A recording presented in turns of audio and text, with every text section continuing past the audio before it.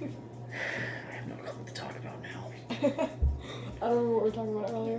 I think it was something like that. I think it was something Danganronpa or Phoenix Wright. Well, it was on Danganronpa. We talked about Kaito and then the ending of the third game, and then we talked about how we wanted to change it. Alright. I don't know where to go now. I think the recording literally wiped our brains of anything good to speak. I know! We talked about how we wanted to change the ending to it, and you had a really good idea for the ending. And we talked about Kaito and how he was the only one that didn't die to the execution. Yeah. And he died to his disease. We already know about that, though. Alright, so, if you had to pick your favorite ending from any game you played, which one's your favorite? Favorite ending for any game? Let's see. Red Dead Redemption had a nice ending. Very smooth ending, especially if you choose the good ending where you're good as Arthur. So, very good one. The second game? Yes, for the second one. Okay, Red Dead Redemption I'll 2. admit, that one's pretty good. It was pretty nice, smooth ending. Deserved.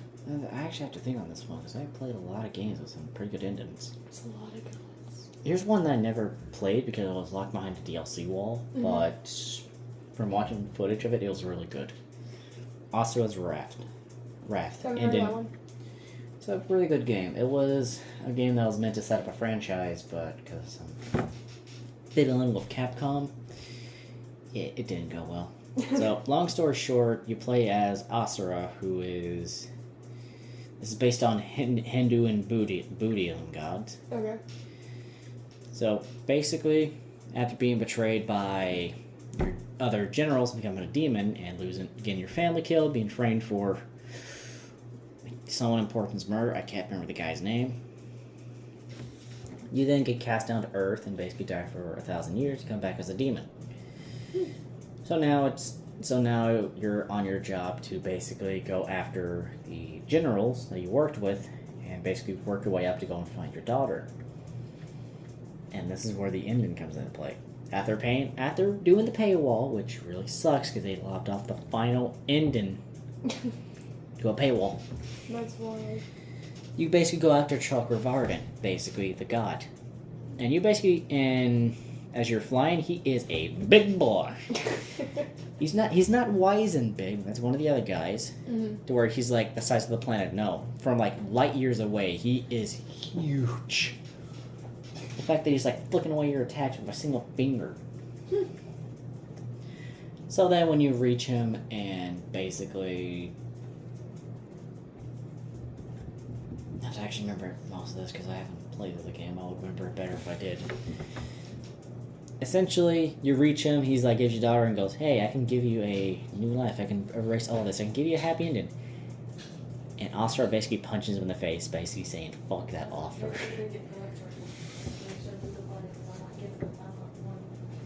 Alright. Alright, so... Then basically after rejecting his offer, you basically go and beat the shit out of him. You're literally beating the shit out of your own god. The person that created you, basically. And then, pretty much at the end, pretty much during the fight, when he turns into into a different form, the unique thing about it is the fact that he actually has his own QuickTime events. Because throughout the game, when you're fighting, the game will ask you to press certain button prompts to do the attacks. They're not bad, they're actually really good. Okay. QuickTime events. So then, once you're like getting an edge on him, he decides, oh yeah, I should probably do this as well. And basically a giant tugging back and forth, to where Asura loses his arms, which is one of his big points of strength. Mm-hmm. Which is why, if you look up the character, he has multiple arms. Okay. So then he's basically just beating the shit out of him with his bare hands now. This is how he fights most of the gods in the game. He beats the shit out of them with his bare hands. Okay. And then when he's gonna, strike the final blow against Chakravartin, his daughter basically goes, wait, if you kill him, you'll basically go away. The thing that's keeping you alive, mantra in this case, will disappear. And he decided, but you'll live. And just one last punch against Chakravartin, and basically fucked him up. Well, there you go. That is one of my favorite ends because it's grand, it's spectacle, it's a fucking finish. And you get to kill it has God. an epic way of using a quick time event to finish a fight. And also, as you have said, you kill a fucking god. You kill God. You kill God to get rid of every bad thing in the world because someone kidnapped your daughter and decided to use her as a weapon. That's wild reasoning. You know what? That's pretty fair though. Asura, throughout the whole game, is an angry boy. This is the same guy who, if Kratos fought him, it would be a genuine debate if who would win or not. Like that guy is like Kratos, except Kratos managed to calm the fuck down. The only time he actually gets angry is if someone close to him gets hurt. In which case, hell's gonna open up. Speaking of which, I wonder how they're gonna do Christian boss. I wonder how they're gonna do Christian gods. A big dude with like a robe and a white beard, just gonna punch the shit out of him.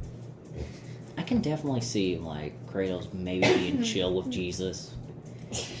Like Jesus would be that like the one god he goes, you're off the list.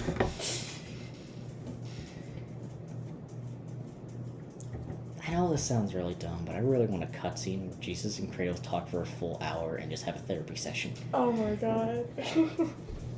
Like, that oddly fits the character. Or, have him fight, like, Adam from Record of Ragnarok. Okay. Oh, yeah, in that show, that's actually pretty good. You ever heard of it? It sounds very familiar. Okay, so basically, the gods want to wipe out all of humanity, and one of the Valkyries decided, hey, how about we just host a tournament?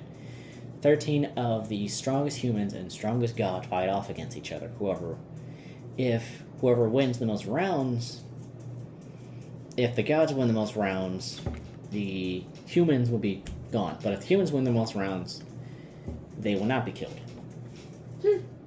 And they bring some of the strongest humans and gods from all across history.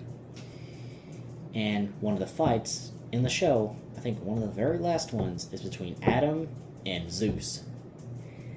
And Adam is fighting for, humanity. He is technically the father of humanity in, Christian mythology. So even though he loses in the end, he still beats the shit out of Zeus, and he goes, you know what? We'll spare humanity.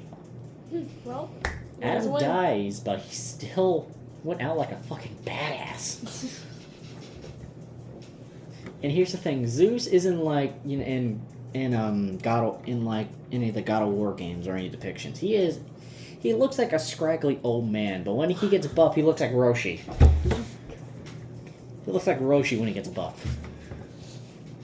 He's not afraid to whip ass. And also, in the show, I heard that Buddha is a riot. I heard Buddha is actually really fucking cool.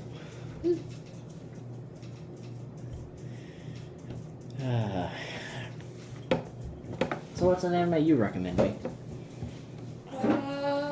Hold on. Get my drink. Alright.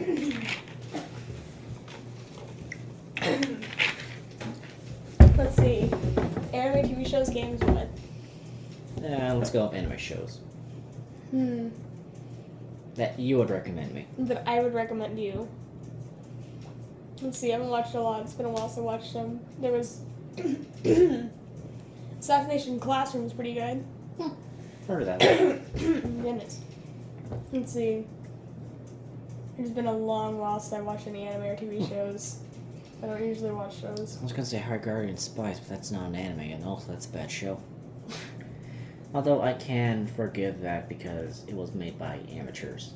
Okay, well, then there's your answer. Unlike Velma, because, it was made by That professionals. was genuinely awful. It was made by professionals, and they still don't know how to make a good show. And it genuinely sucked. The characters were awful. The art style was terrible, even on its own. And here's the thing, an adult version of Scooby-Doo could have worked. I mean, Genuinely there could've. was a pilot that I saw that was the Scooby-Doo series, but it was in the style of Riverdale, called Coolsville. Okay, I can see that. It's on YouTube. You can watch it for free. It's about 50 minutes long. Okay. or close to an hour. I don't exactly remember. It was pretty good. The pilot was solid. And it wasn't trash like Velma. No, it wasn't. It did it in a adult light that actually worked, and not just Rick and Morty humor. Not just terrible jokes with terrible characters to back it up and obscenely portrayed none scenes. of the excessive, just meta jokes. That weren't even funny. They just kind of hit flat. They didn't even have any time to set up the jokes. They just stuck them out there and it didn't work. And here's the thing. I'm fine with meta jokes. Right. Deadpool is one of my favorite characters that can break the Right. fourth The wall. fourth wall breaks are incredible. But here's the thing. He does it creatively. Mm-hmm. I mean, you can look at both Deadpool films to see creative fourth wall breaks. He's a good, mostly likable character who has a good sense of humor to back it up. So you're constantly expecting the meta jokes. Yeah. And when they come, you're like, okay, that's good. You know he's kind of a bad guy, but you also know that he's a good guy as well. Yeah. He's both playing both teams and he's doing it in a good, funny way. I mean, one of my favorite moments in the comics is when Chameleon was basically disguising himself as random people and basically attacking Peter, leaving him very bedraggled and deranged. Right.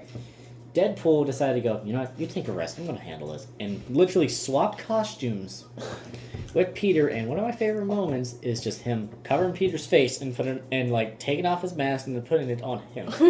He didn't want to ruin his friendship He didn't want with to Peter. ruin it, yeah. No, that's pretty good. That's a good And one. then decided to take his mantle and pretty much actually kill Chameleon. He just said, let me take care of it for you, and he did it. Yeah, that is one of my favorite relationships in the comics. They are like bros. They're bros. That's pretty good. I have no clue where this conversation. I have no clue what We I'm took gonna. a swan I dive. don't know how to title this video. I don't know what I'm gonna title this video. Spewing random shit with my cousin. Yep, midnight talk with my cousin. Y'all, it's 10:56 and we are talking about video games. Yep. So I don't know why, but I had an interesting concept for a show. For which one? Or just for a show in general? Yeah. Okay. Like, let's say that a time traveler manages to get back to his future, but it's not the same one. Okay. But he decides to stay there because he basically gave up at this point. Honestly, that sounds pretty Definitely, valid. it would most likely start sad, but it'll probably get happier because he realizes, hey, maybe this one can work.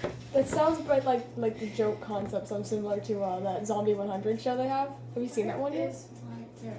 Oh, Zombie 100. Zombie 100? The Zombie 100. That's the Okay. one. It sounds like the jokes would That's be the similar bucket to that. list one, right? Yes, but the Zombie Bucket List, that one's really good. Same as there's one called Erase that I think you'll like if you haven't watched it. Don't say it to it. We don't. I think I heard it. It's called Erase. It's about a guy who can sort of see through time and he can see bad things that'll happen. And he keeps going back in time to improve himself.